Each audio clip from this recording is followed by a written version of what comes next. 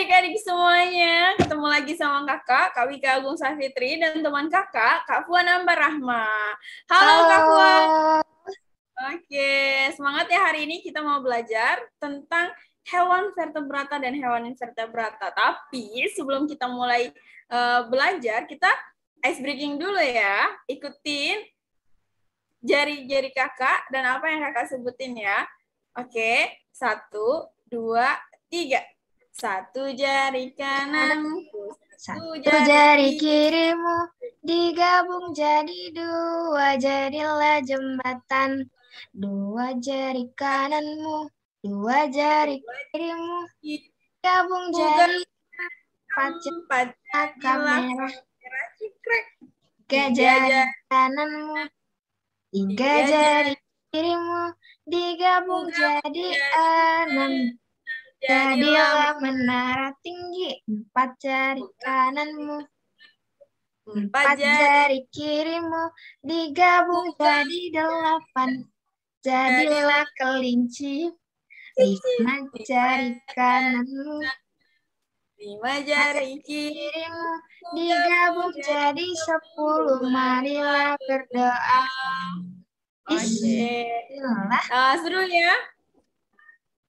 Gimana Kak Puan? Udah seru kan hari ini? Oke, kita lanjut belajarnya. Siap. Jadi materi pertama yang kita bahas adalah materi tentang vertebrata. Next Kak Puan.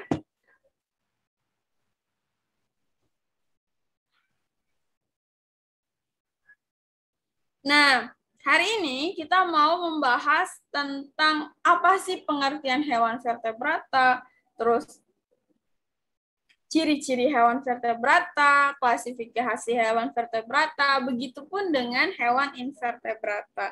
Oke, lanjut Kak Fuan, next. Kakak jelasin ya secara singkat, biar kalian lebih paham. Jadi, hewan vertebrata itu hewan yang memiliki tulang belakang. Nah, fungsi dari tulang belakang itu untuk menopang tubuh hewan tersebut dan melindungi sumsum tulang belakang, serta berguna untuk menghubungkan sistem saraf. Nah, hewan vertebrata ini juga memiliki tengkorak untuk melindungi otak mereka. Kayak kita nih misalnya, kita punya tengkorak di bagian kepala untuk melindungi apa yang ada di dalam tengkorak tersebut, yaitu otak, di mana otak itu punya ribuan sel-sel saraf yang sangat penting bagi kehidupan. Oke, lanjut Kak Puan.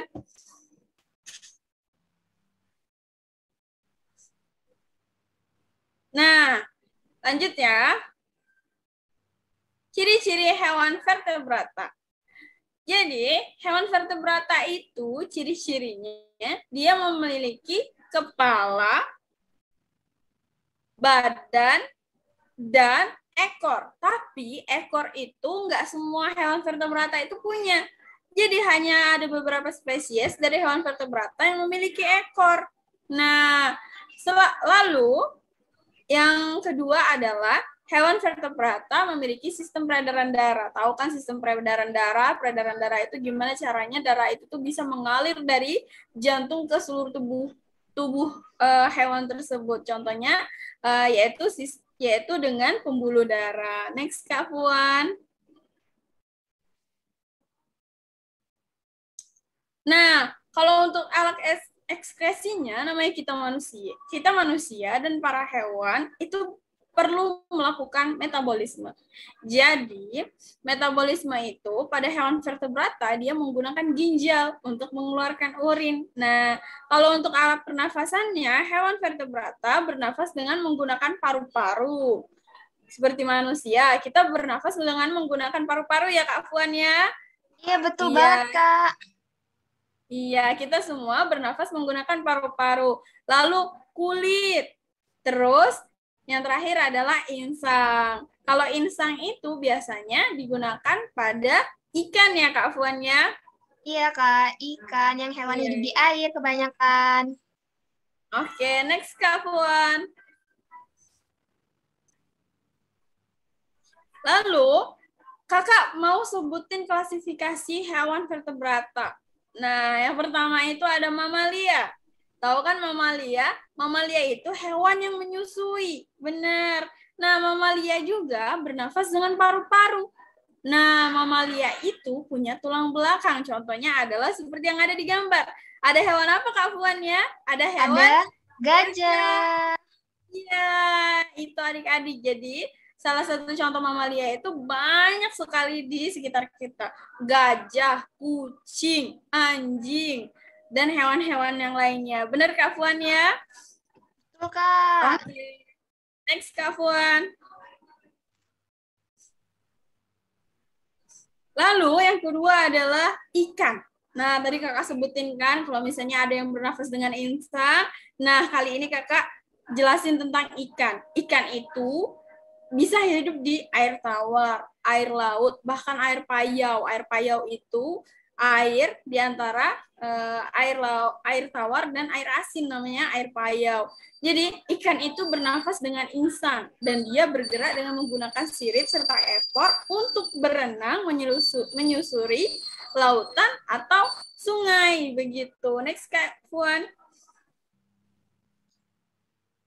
Yang ketiga adalah burung atau aves. Nah, burung ini dia itu punya paru-paru. Dia bernafas dengan paru-paru, tapi burung berkembang biak dengan cara bertelur. Nah, beda seperti mamalia ya. Kalau mamalia itu mamalia dan aves sama-sama menggunakan paru-paru, tapi perbedaannya adalah mamalia menyusui dan melahirkan, sedangkan aves adalah bertelur. Next, Kak Fuan.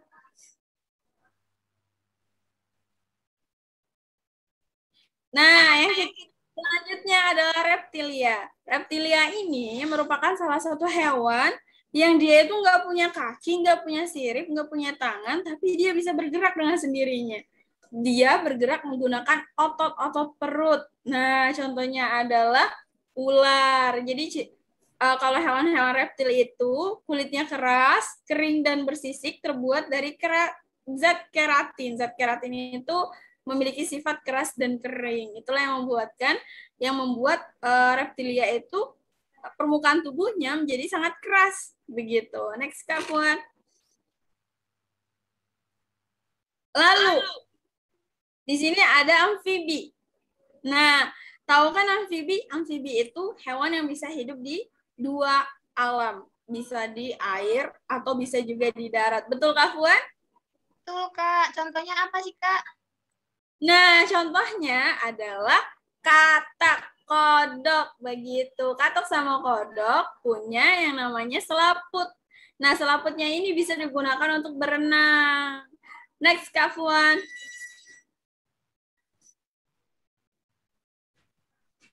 Oke.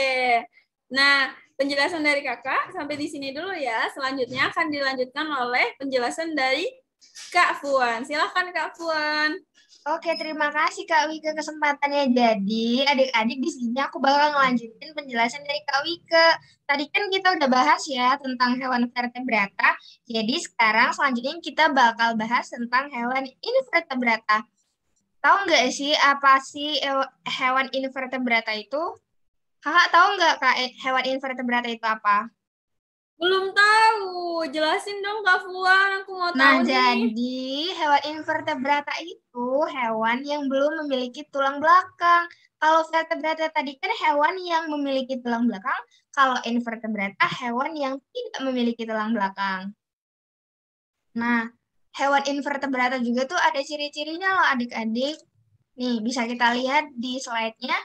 Yang pertama itu cirinya hewan invertebrata tidak memiliki tulang belakang. Contohnya bintang laut nih, dia tidak berdiri kan. Nah, karena dia tidak mempunyai tulang belakang. Selanjutnya yang kedua, cirinya itu hewan invertebrata terdiri dari 3 bagian tubuhnya, yaitu hanya kepala, dada, dan perut. Dia nggak mempunyai kaki, tapi mempunyai tungkai. Nah, contohnya itu ada pada lebah. Lalu ciri yang ketiga itu hewan invertebrata respirasi atau sistem pernapasan itu melalui kulit. Contohnya tahu nggak ini hewan apa? Cacing. Iya, betul. Selanjutnya, ciri yang keempat itu hewan invertebrata tubuhnya itu memiliki eksoskeleton yang keras dari kitin. Eksoskeleton itu kulit luarnya itu loh adik-adik. Jadi kulit luar dari hewan invertebrata itu terdiri dari kitin yang namanya exoskeleton. Contohnya lobster. Lalu yang terakhir, ciri yang terakhir itu hewan invertebrata tidak dapat membuat makanan sendiri atau biasa disebut dengan heterotroph. Kita lanjut ya. Nah, di Siap. sini ada klasifikasi dari hewan invertebrata. Yang pertama itu porifera atau sponsa. Nah, apa sih porifera dan sponsa itu? Ini tuh hewan yang tubuhnya itu memiliki pori. Contohnya spons air tawar atau spongilla, sikon, dan lain-lain. Nah, itu di slide itu kan ada gambar. Itu merupakan gambar dari spons itu. Merupakan salah satu dari hewan porifera. Selanjutnya ada dari Coleonterata atau dari Sidarina. Sidaria yaitu hewan yang memiliki tubuh berongga. Contohnya itu ada ubur-ubur dan ada anemon laut sama pisau ya. Pasti adik-adik udah tahu kan? Anemon sama ubur-ubur udah sering nonton film Nemo kan? Sering, Kak. Sering lihat juga di SpongeBob ubur-uburnya. Nah, iya betul. Ubur-ubur itu termasuk ke dalam Coleonterata atau Sidaria. Selanjutnya, hmm, ada dari Platyhelminthes, yaitu hewan yang tubuhnya pipih. Contohnya itu ada cacing pita, ada cacing pipi, dan juga cacing hati. Cacing-cacingan yang adik-adik. Selanjutnya ada dari Nematelmintes. Nah, hewan Nematelmintes ini ciri utama itu tubuhnya itu berbentuk silindris atau gilik. Contohnya itu ada cacing teru dan juga cacing kremi. Nah, ini contoh gambarnya ya adik-adik bisa dilihat di sini tuh ada cacing otot, cacing gelang yang termasuk dalam Nematelmintes.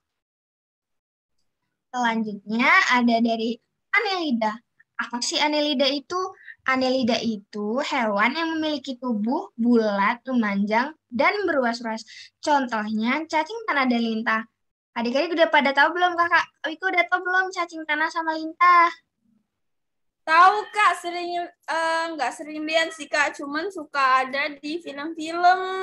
Nah iya, Kalau Linta itu suka ngisep darah. iya betul. Cacing tanah dan lintah ini termasuk ke dalam kelas Annelida.